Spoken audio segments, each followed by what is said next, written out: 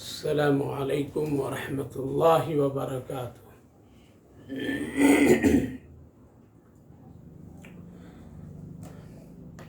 الحمد للہ رب العالمین والصلاة والسلام علی سید الانبیاء والمرسلین وعلی آلہ واصحابہ اجمعین، اما بعد فاعوذ باللہ من الشیطان الرجیم، بسم اللہ الرحمن الرحیم۔ القارعۃ ما القارعۃ وما ادراک ما القارعۃ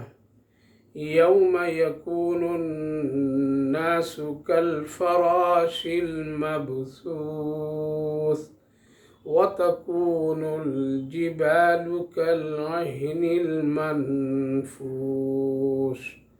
فأما من ثقلت موازينه فهو في عيشة راضية وأما من خفت موازينه فأمه هاوية وما أدراك ما هي نار حامية۔ صدق اللہ العظیم۔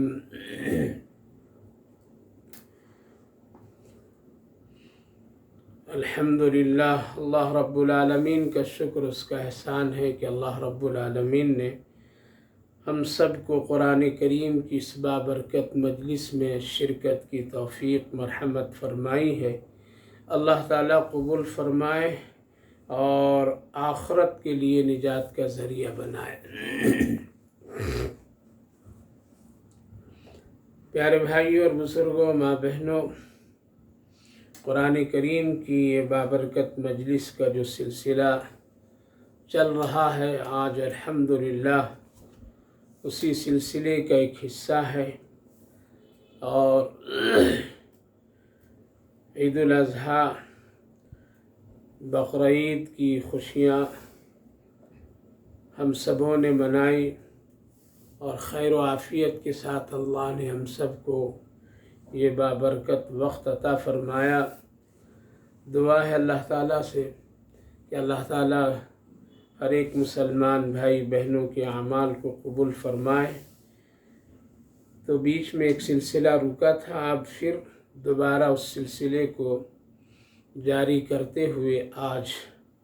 یہ پہلی ایک مجلس ہے۔ اس سے پہلی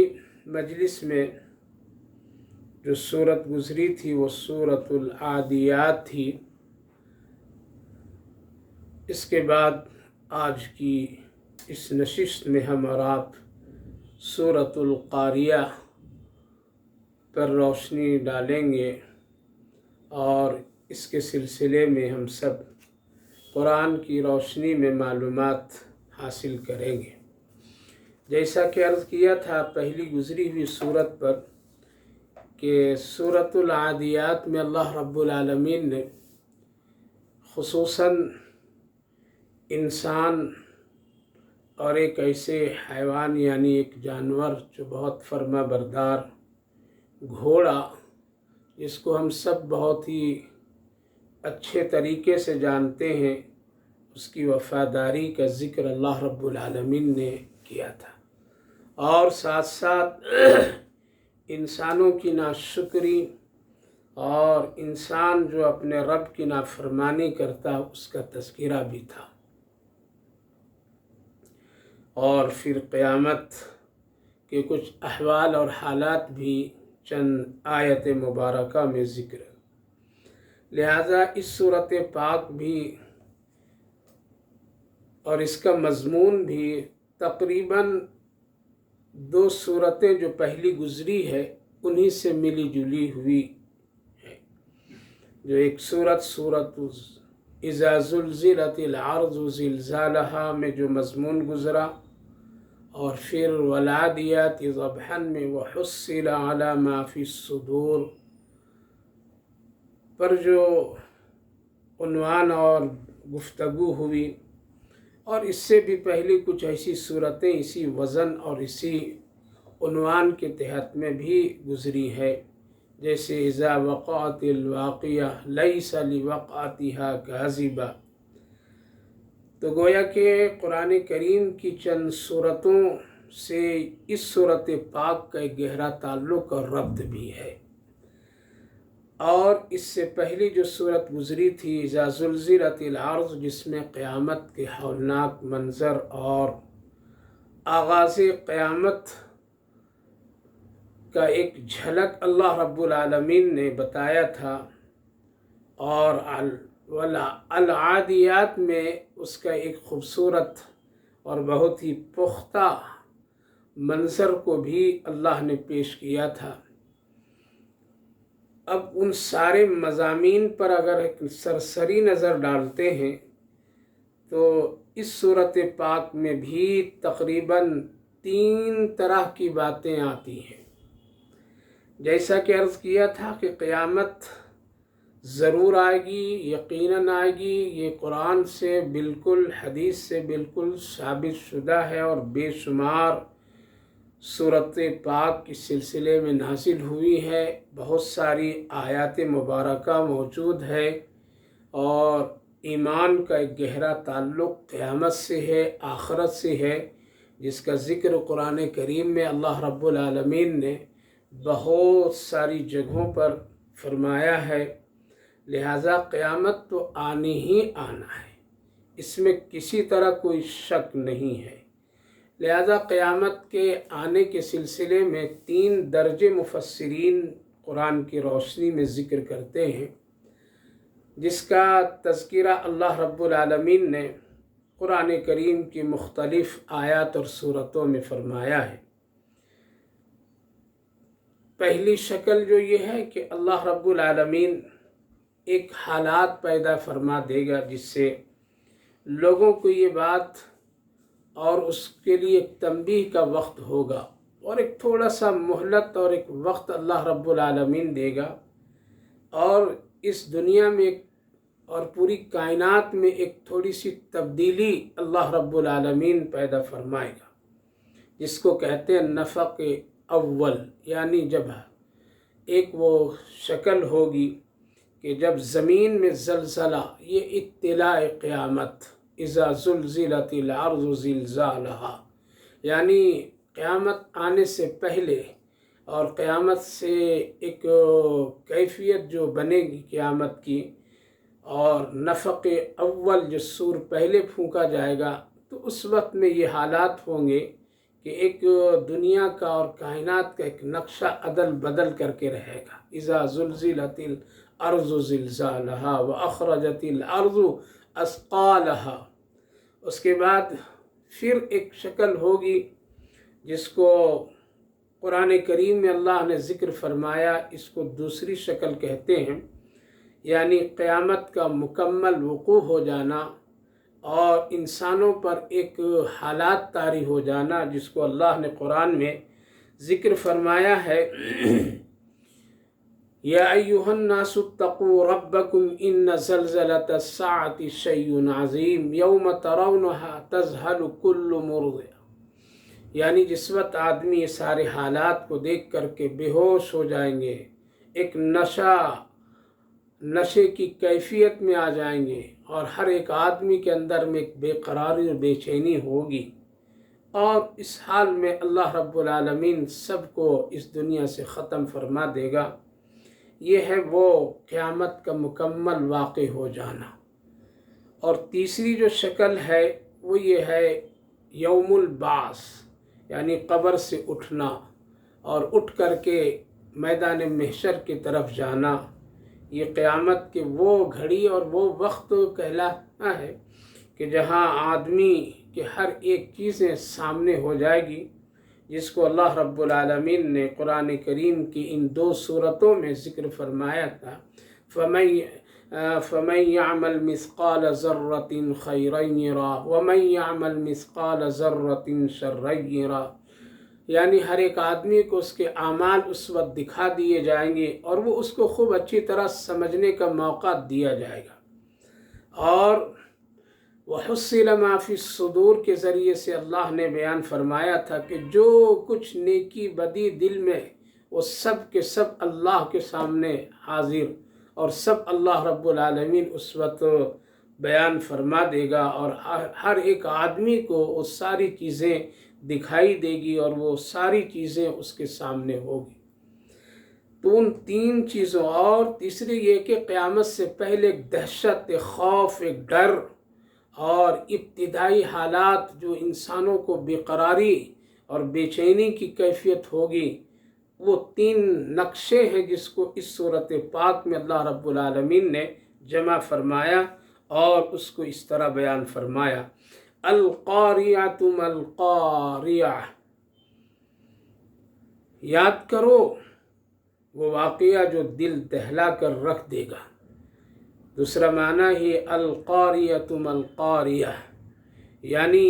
کھڑکھڑانے والی وہ چیز جس کو کہتے ہیں کہ زور زور سے آواز دینے والی چیز۔ ما القاریہ، وہ کیا ہے؟ وہ ہے دل کو دہلا دینے والے وہ واقعات جو اس وقت رونما ہوں گے۔ قاریہ اصل میں معنی کے اعتبار سے اس کو کہا جاتا ہے کہ جو کوئی آدمی خوف کے وقت، دہشت کے وقت، کسی گھبراہٹ کے وقت میں کسی کو اطلاع دے اور کسی گھر والوں کو خبر اس طرح دے کہ اس کے دروازے کو پیٹ پیٹ کر کے اس کو بتا رہا ہو کہ چوکنا ہو جاؤ، ہوشیار ہو جاؤ، خبردار، دیکھو ایک حادثہ ہونے والا ہے۔ تو اللہ رب العالمین نے اسی طرف اشارہ فرمایا: القاریۃ ما القاریہ۔ کیا ہے وہ القاریہ؟ یعنی قیامت آنے سے پہلے ایک دہشت زدہ کی کیفیت ہوگی، ایک ڈراؤنی آواز ہوگی اور کھڑکھڑانے والی آواز ہوگی۔ ہر ایک کے دل دہل جائیں گے اس آواز کے ذریعے سے، ہر ایک پر خوف طاری ہو جائے گا۔ یہ ہے وہ وقت قیامت کے آنے کا، اور پھر تھوڑی کے دیر کے بعد میں یا کچھ وقفے کے بعد قیامت مکمل واقع ہو جائے گی۔ اللہ رب العالمین کا نظام ہے میرے بھائیو بزرگوں کہ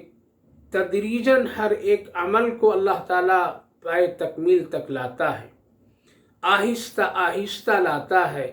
دھیرے دھیرے اس کام کو انجام دیتا ہے۔ ہم اور آپ اپنی پوری زندگی پر غور کریں تو اللہ رب العالمین کا پورا نظام تدریجاً ہے، آہستہ آہستہ ہے، دھیرے دھیرے ہے۔ ایک ہی مرتبہ اللہ رب العالمین کسی چیز کو نہیں واقع کرتا ہے، کسی گنہگار کو فوراً نہیں پکڑتا ہے، بلکہ اس کو بہت سارے موقع اللہ عطا فرماتا ہے، ڈھیل دیتا ہے، اس کو نیکی کے کام دکھاتا ہے، نیک لوگوں سے ملاتا ہے، نیکی کے جگہوں پر لے جاتا ہے۔ کبھی وہ حج کی شکل میں کعبے کو دکھاتا ہے، کبھی وہ اپنے نبی کے روضے پر بھی اس کو لے جاتا ہے اور حاضری دلاتا ہے، کبھی اس کو جمعہ مسجدوں میں بھی آنے کا موقع دیتا ہے، کبھی اس کو نیک لوگوں سے بھی ملنے کا موقع دیتا ہے، کبھی اس کے کان میں اذان کی آوازیں بھی سنا دیتا ہے تاکہ تم ہوشیار ہو جاؤ، کبھی جنازہ، کبھی قبرستان۔ یہ ساری چیزوں کو اللہ رب العالمین اپنے بندوں کو دکھاتا ہے تاکہ ہوشیار نیک بن جاؤ، اچھا بن جاؤ۔ تمہارے گناہ بہت ہیں، کرتوت بہت ہیں، تم بڑا مجرم ہے، لیکن ان حالات کو دیکھ کر کے تم عبرت لو، سنبھل جاؤ، توبہ کرو۔ حالانکہ اگر اللہ رب العالمین چاہے تو فوراً ایک گنہگار کو پکڑ سکتا ہے، فوراً اس کا علاج کر سکتا ہے، یا پھر اللہ رب العالمین قیامت کو فوراً لا سکتا ہے۔ یہ ساری باتیں بتانے کی بھی ضرورت نہیں، جس طرح سے ہم کو اور آپ کو بتائے بغیر اللہ رب العالمین نے زمین اور آسمان، چاند، سورج، ستاروں سب کو بنا دیا، تو کیا اس کو مٹانے کے لیے، اس کو فنا کرنے کے لیے اتنے حالات کہ کبھی زلزلہ، کبھی سیلاب، کبھی طوفان، کبھی زمینوں کا دھس جانا، کبھی پانی میں لوگوں کا ہلاک اور ڈوب جانا،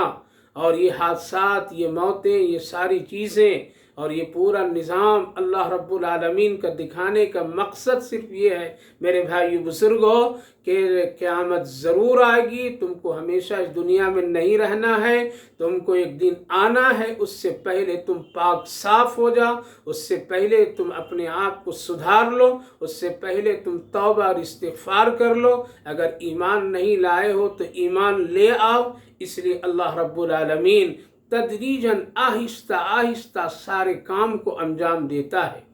ہم اپنی زندگی پر اگر ایک سرسری نظر ڈالیں تو اللہ رب العالمین ہماری بھی زندگی کو تدریجاً پائے تکمیل تک پہنچاتا ہے۔ بچپنا سے لے کر کے بڑھاپے تک کے جو حالات سامنے آتے ہیں، سینکڑوں تبدیلیاں ہوتی اس میں، اور انسان کو باخبر کیا جاتا ہے کہ تمہاری عمر ختم ہو رہی ہے، تمہارا وقت ختم ہو رہا ہے، دنیا سے تیرا دانا ختم ہو رہا ہے۔ اسی لیے ایک موقع پر نبی کریم علیہ السلام نے حضرت عزرائیل علیہ السلام سے کہا تھا، فرمایا تھا، اے عزرائیل کیا اچھا ہوتا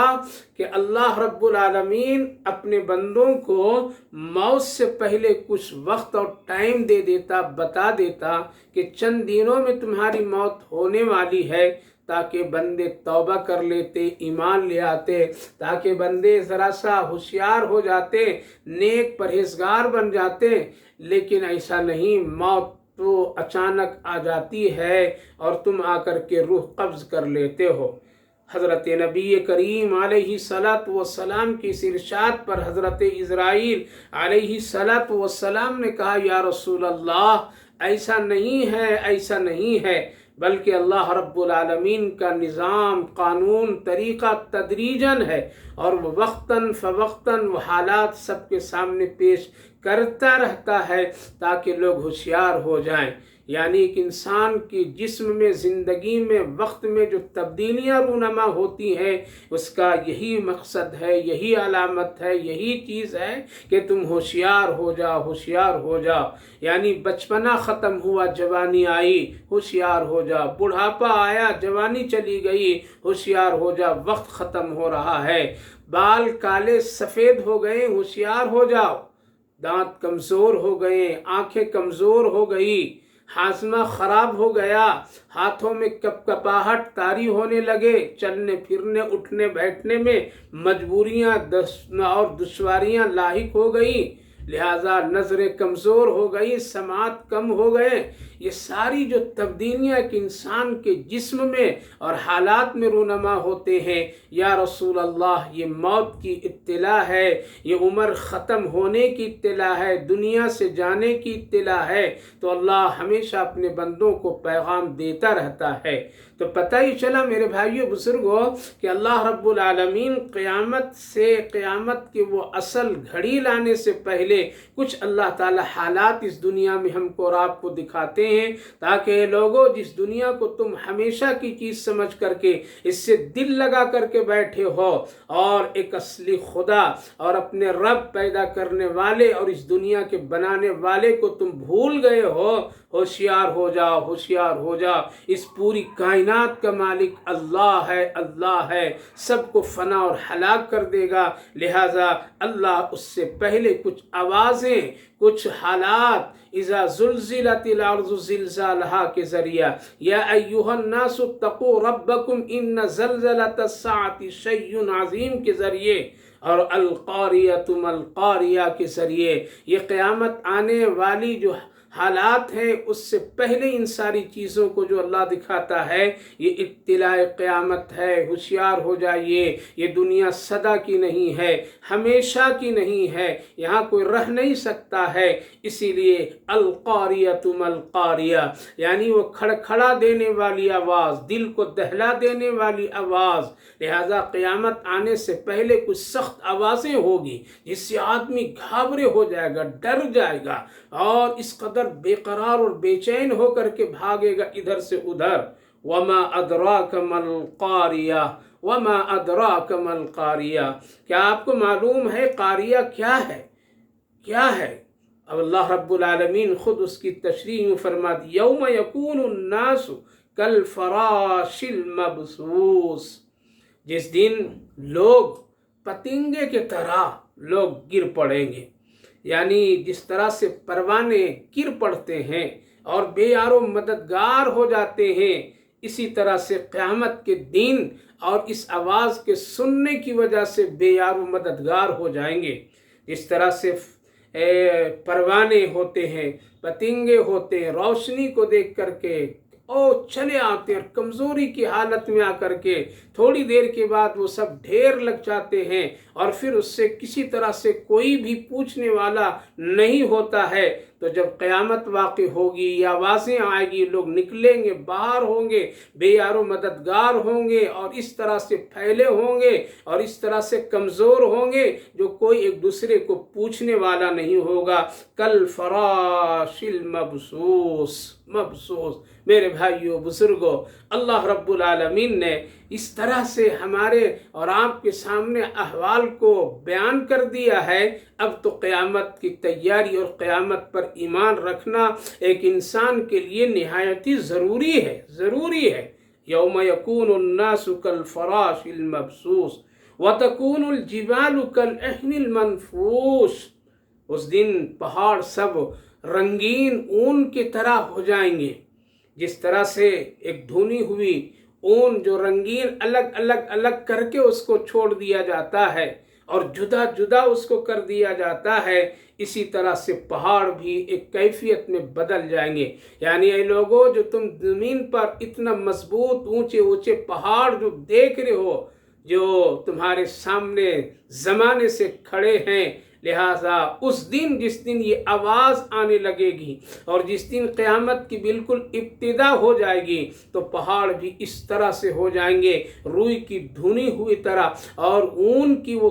دھاگوں کی طرح وہ ہو کر کے بکھر جائیں گے، جس کو اللہ رب العالمین نے مختلف شکلوں میں پہاڑوں کا ذکر کرتے ہوئے فرمایا تھا۔ اذا السماء انفطرت واذا الجبال سيرت واذا العشار عطلت، کہیں اللہ اذا الشمس كورت واذا النجوم انكدرت واذا الجبال سيرت اذا السماء انفطرت واذا الكواكب انتثرت واذا البحار فجرت۔ یہ اللہ رب العالمین پہاڑوں کو قرآن کریم میں مختلف انداز سے بیان فرمایا کہ وہ روئی کے طرح بن کر کے اڑ جائیں گے، ذرات میں تبدیل ہو جائیں گے، تمہاری آنکھوں کے سامنے چھلنے لگیں گے، اور آسمان سے ستارے ٹوٹنے لگیں گے، چاند سورج سب بکھر جائیں گے، زمین پھٹ جائیں گی، یہ سب اور دریا سمندر سب ابل پڑیں گے۔ اللہ رب العالمین نے مختلف شکلیں بیان فرما کر کے قیامت کی اس نقشے کو بیان فرمایا ہے۔ تو اللہ نے فرمایا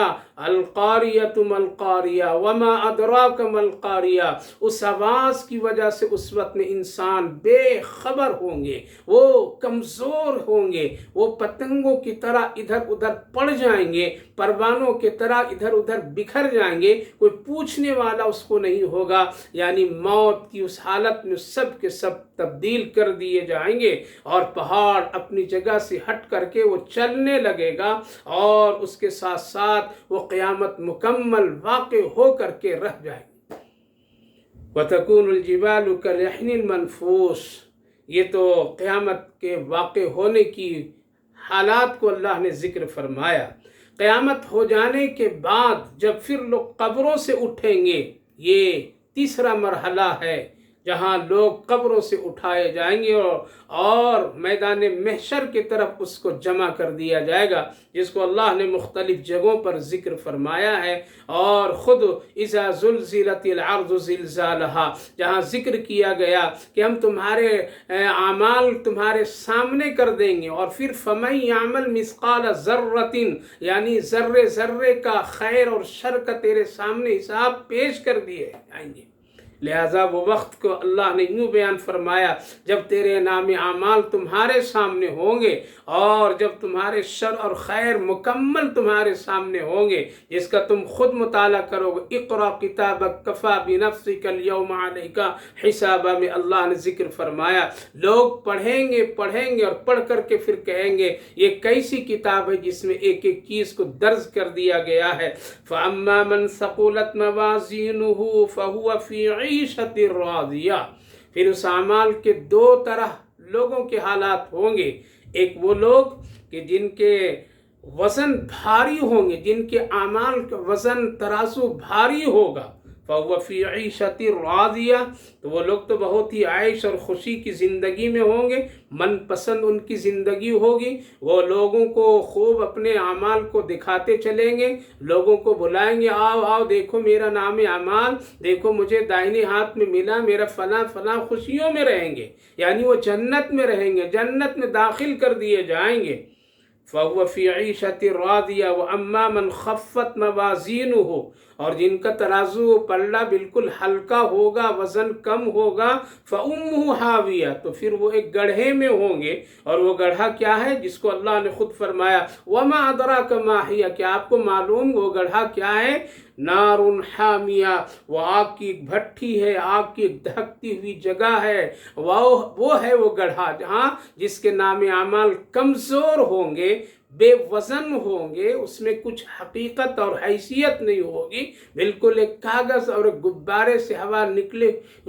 نکال دی جائے جو اس طرح سے، اور وہ بے وزن ہو جاتا ہے، اس طرح اس کے اعمال بے وزن ہوں گے، کوئی اس کی حقیقت نہیں ہوگی۔ لہٰذا وہ ایسے لوگ، وہ کافر لوگ، یا پھر وہ ایسے لوگ جو انہوں نے اس دنیا میں اعمال تو کیے لیکن اس میں اخلاص نہیں، وہ اللہ کے لیے نہیں، یا کر کے وہ اپنی نیکیوں کو برباد کر دیے، جس میں وزن میں کوئی طاقت اور قوت نہیں، لہذا نجات کا وہ ذریعے نہیں بنے، لہذا ایسے لوگ ہو سکتے ہیں کہ کل قیامت کے دن نار حامیہ کے حوالے کر دیے جائیں۔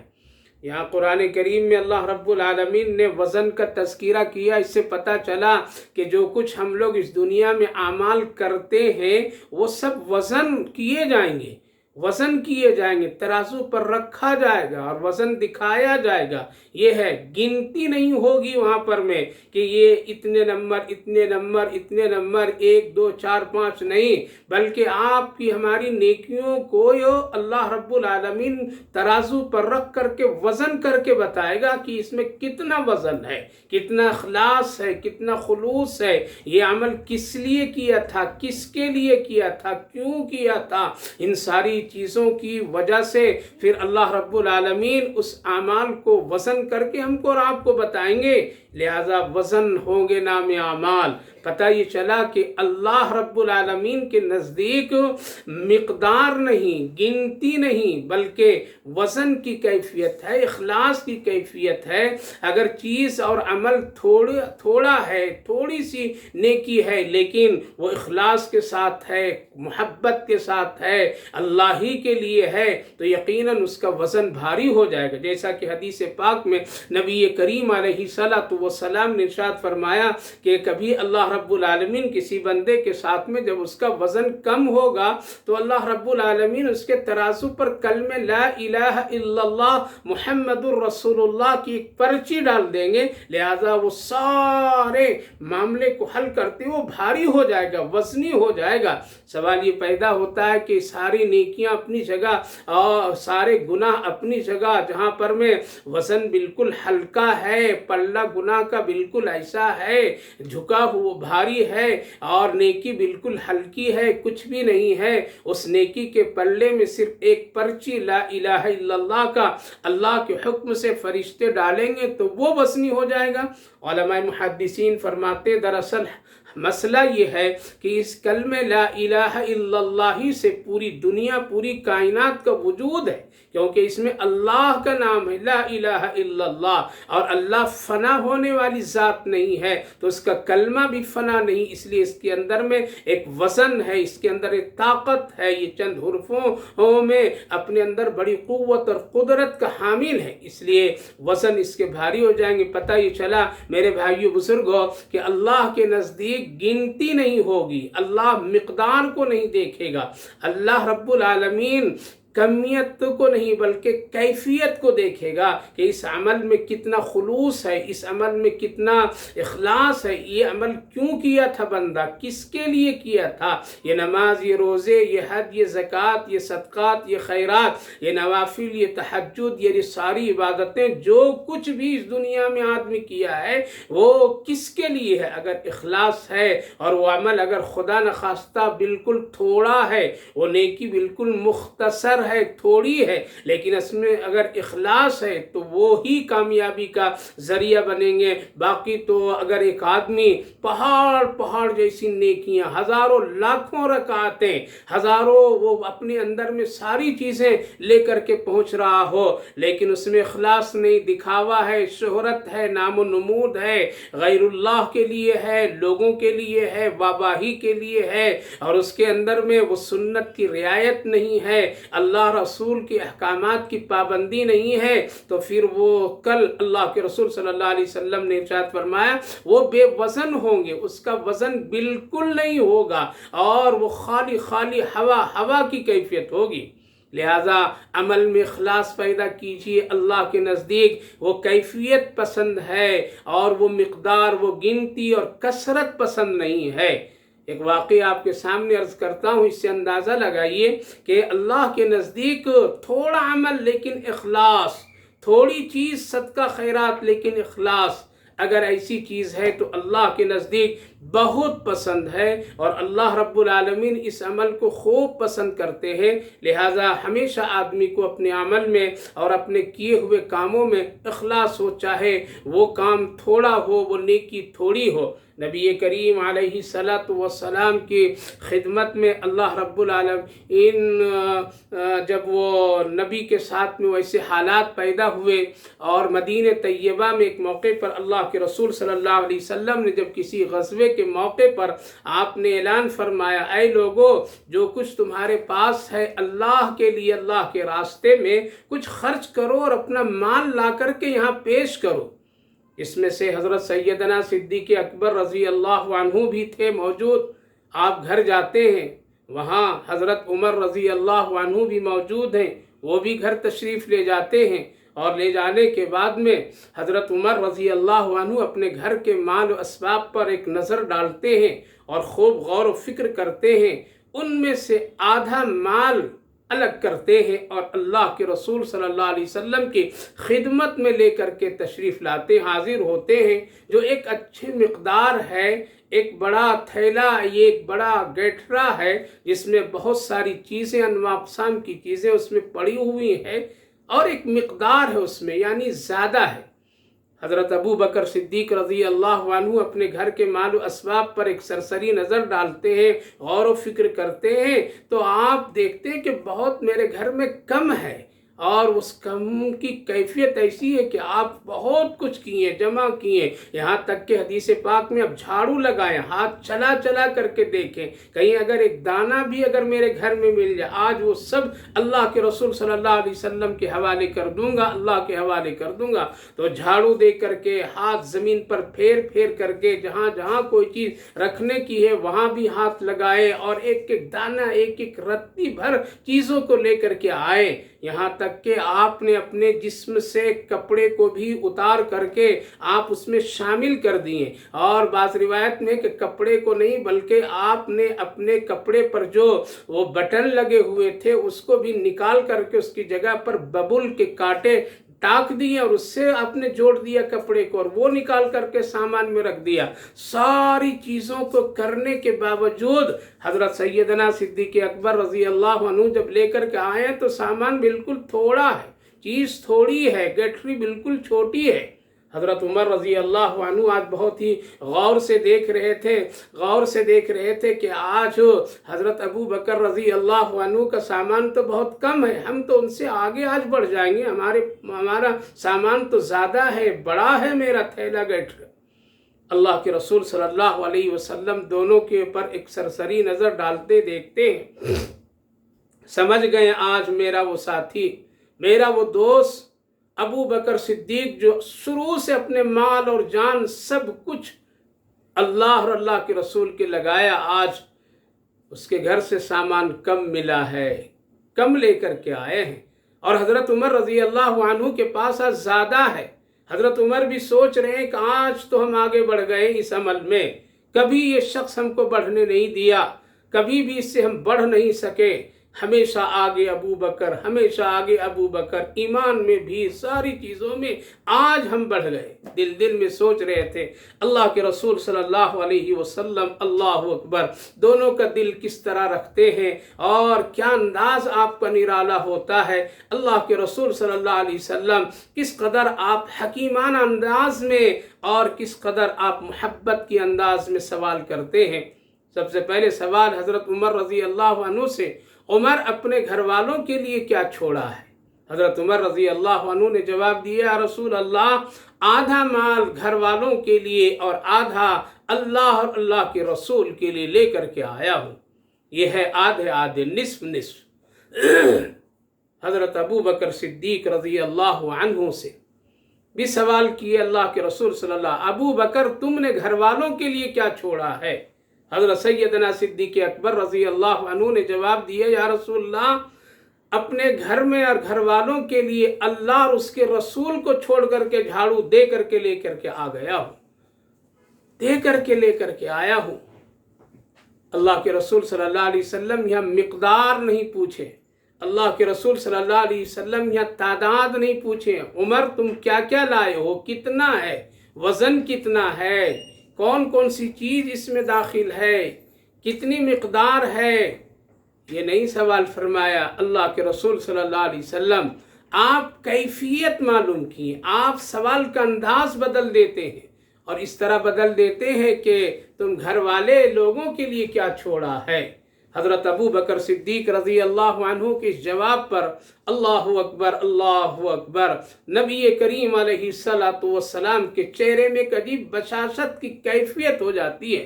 حضرت عمر کہتے ہیں، آج بھی میں ابو بکر سے نہیں بڑھ سکا، اللہ اکبر، اور قریب بیٹھاتے ہیں حضرت سیدنا صدیق اکبر رضی اللہ عنہ۔ اتنے میں حضرت جبریل علیہ السلام تشریف لاتے ہیں اور نبی کے سامنے بیٹھ جاتے ہیں۔ حضرت ابو بکر صدیق کے لباس پر ایک نظر رسول اللہ ڈالتے ہیں تو جگہ جگہ ببل کے کانٹے لگے ہوئے ہیں، بٹن نکال کر کے سامان میں رکھ کر کے لائے ہوئے ہیں، لباس کی کیفیت بدلی ہوئی ہے۔ حضرت جبریل علیہ السلام سامنے تو ان کے جسم پر بھی اسی طرح کا لباس جو حضرت ابو بکر صدیق کے جسم پر لباس، وہی کانٹے، وہی رنگ، وہی ٹاکے۔ اللہ کے رسول صلی اللہ علیہ وسلم نے پوچھا، جبریل آج تک تو تم کو اس طرح دیکھا نہیں تھا، یہ کیا منظر ہے کہ جیسا لباس ابو بکر کا ویسا ہی تیرا بھی ہے، جو کانٹے یہاں وہ کانٹے یہاں، جو ٹاکے یہاں وہ ٹاکے یہاں۔ اللہ کے رسول صلی اللہ علیہ وسلم سے حضرت جبریل کہنے لگے، یا رسول اللہ، آج صرف ہم ہی ایسا لباس نہیں پہنے ہیں بلکہ اللہ نے زمین و آسمان عرش کے تمام فرشتوں کا حکم دیا، آج تم ابو بکر صدیق کا نقل کرو، جیسا لباس وہ پہنے ہیں اسی طرح سے تم لوگ بھی پہن لو۔ اس لیے آج سارے فرشتوں کا لباس ابو بکر صدیق کی اتباع میں ایسا ہی ہے۔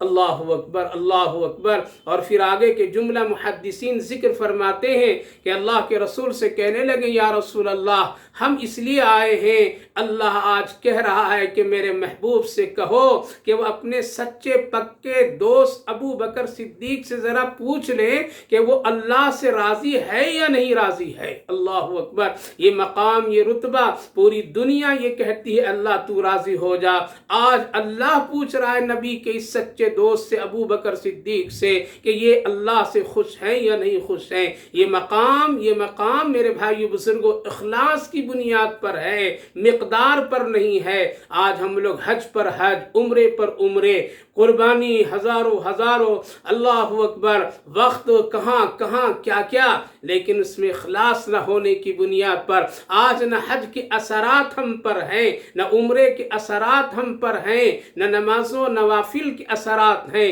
نہ زکوٰۃ اور قربانی صدقات کے اثرات ہیں، کیونکہ ہم سب لوگ اس میں اخلاص کی اتنی کمی کر دیتے ہیں جس کی بنیاد پر میں اس میں ایک مقام اور وہ تاثیر اور وہ وزن نہیں آ پاتے ہیں جو اللہ چاہتا ہے اور اللہ کے رسول چاہتا ہے۔ اس لیے میرے بھائیو بزرگوں، اعمال وزن کیے جائیں گے، اعمال ترازو میں رکھے جائیں گے اور سب کا وزن ہوگا۔ اس لیے اس وزن کا جو تعلق ہے وہ اخلاص سے ہے، محبت سے ہے۔ حضرات علماء مفسرین فرماتے ہیں اعمال میں دو چیزوں کا ہونا نہایت ہی ضروری ہے، چاہے وہ عمل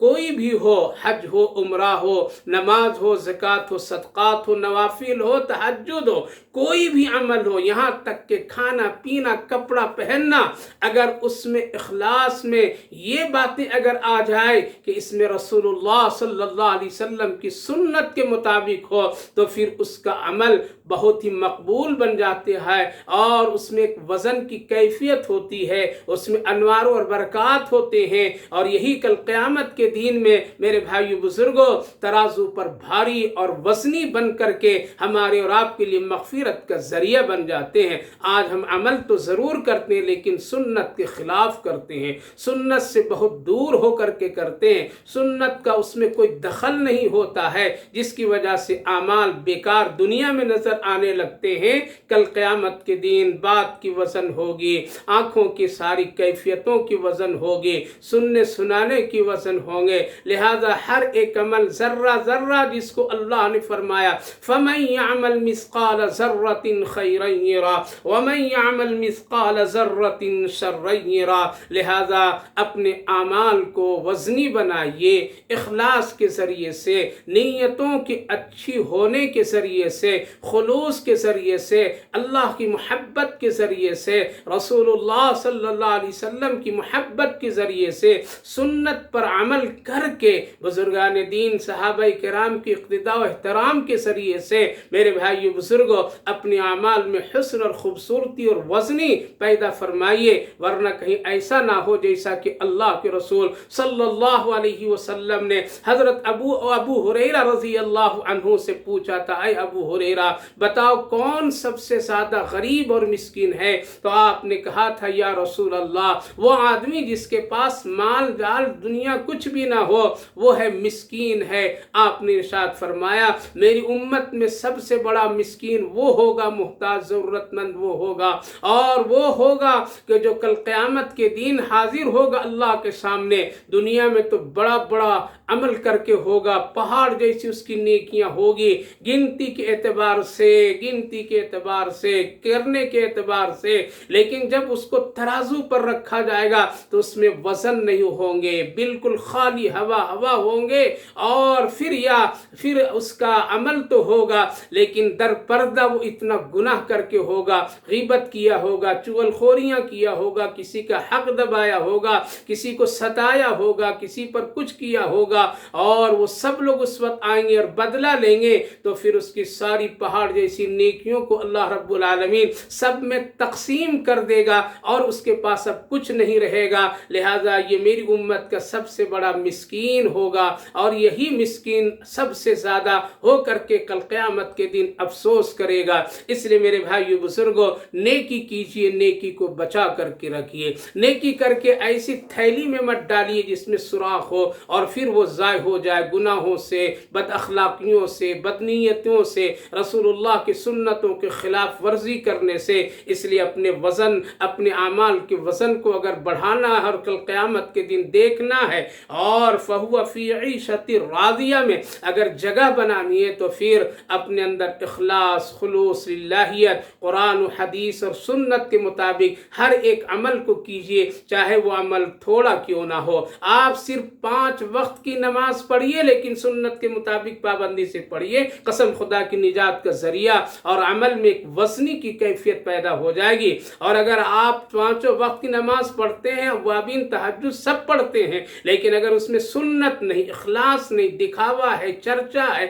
شہرت ہے، لوگوں میں ایک اپنا اونچا پن کرنے کے لیے ہے تو پھر ایسی عبادتوں سے کوئی حاصل اور فائدہ نہیں ہے۔ اللہ تعالیٰ نے اس صورت پاک میں 3 احوال کو بیان فرما دیا۔ پہلی چیز تو یہ ہے کہ قیامت آنے سے پہلے ایک اطلاع، ایک آواز، قیامت جب رونما ہونے لگے گی اور اس آواز کے بعد جو لوگوں کے اندر میں ایک تبدیلی ہوگی اور بے چینی بے قراری ہوگی، یوم یکون الناس کالفراش المبثوث وتکون الجبال کالعہن المنفوش کے ذریعے سے اللہ نے دوسرے حالات کو بیان فرمایا۔ قیامت کے بعد قبروں سے اٹھنے کے بعد میدان حشر میں جمع ہونے کے بعد جو حالات آئیں گے اور نام اعمال دکھائے جائیں گے، وزن کیے جائیں گے، اس کیفیت کو اللہ نے یوں بیان فرمایا، فَأَمَّا مَنْ ثَقُلَتْ مَوَازِينُهُ فَهُوَ فِي عِيشَةٍ رَاضِيَةٍ وَأَمَّا مَنْ خَفَّتْ مَوَازِينُهُ فَأُمُّهُ حَاوِيَةٌ کے ذریعے سے آخرت میدان حشر، جنت اور جہنم کی حالات کو بیان فرما دیا۔ اللہ تعالی ہم سب کو عمل کی توفیق نصیب فرمائے، آخرت کی تیاری کی نصیب عطا فرمائے، اخلاص کے ساتھ میں کام اور نیتوں کے صحیح اور سچائی کے ساتھ کرنے کی توفیق عطا فرمائے۔ اللہ تعالی ہم سب کے اعمال کو آخرت کے اعتبار سے وزنی اور بھاری بنا دے، یہی دعا ہے اور یہی التجا ہے اپنے اللہ سے، اپنے رب سے، اپنے خالق و مالک سے۔ اللہ ہم سبوں کو سمجھ اور عمل کی توفیق نصیب فرمائے۔